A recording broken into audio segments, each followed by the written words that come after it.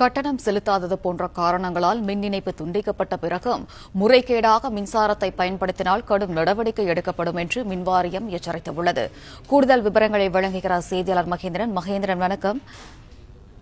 மின்வாரியத்திற்கு வருவாய் இழப்பு ஏற்படுத்தினால் கடும் நடவடிக்கை பாயும் என்று மின்வாரியம் தெரிவித்திருக்கிறதே. கூடுதல் விவரங்கள் என்ன மகேந்திரன்?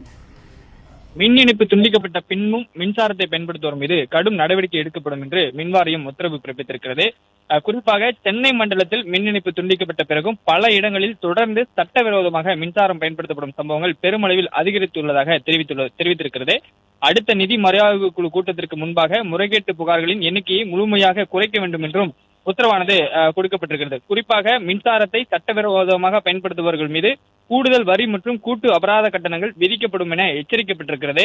அனைத்து மண்டல கண்காணிப்பு பொறியாளர்களும் தங்கள் எல்லைக்குட்பட்ட பகுதிகளில் இத்தகைய முறைகேடுகளை உடனடியாக நேரில் ஆய்வு செய்து உரிய நடவடிக்கை எடுக்க வேண்டும் என்றும் மின்வாரிய நிதி கட்டுப்பாட்டாளர் உத்தரவிட்டிருக்கிறார். துண்டிக்கப்பட்ட மின் இணைப்புகள் முறையாகவும் முழுமையாகவும் துண்டிக்கப்பட்டுள்ளதா என்பதை உறுதி செய்ய வேண்டும் என்று உத்தரவில் கூறப்பட்டிருக்கிறது.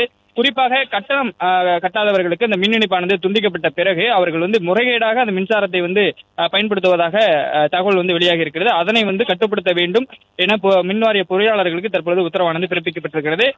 குறிப்பாக மின் கட்டணம் செலுத்தாதது அல்லது வேறு சில காரணங்களால் மின் இணைப்பு துண்டிக்கப்பட்ட இடங்களில் அதிகாரப்பூர்வ அனுமதியின்றி சட்டத்திற்கு புறம்பாக மின்சாரத்தை பயன்படுத்துவது மின்சார சட்டம் 2003 படி கடுமையான குற்றம் என்பது தெரிவிக்கப்பட்டுள்ளது. எனவே மின்சாரத்தை துண்டிக்கப்பட்ட பிறகும் முறைகேடாக பயன்படுத்துபவர்கள் மீது கடுமையான நடவடிக்கை எடுக்கப்படும் என்று மின்வாரியம் எச்சரித்துள்ளது. விவரங்களுக்கு நன்றி மகேந்திரன்.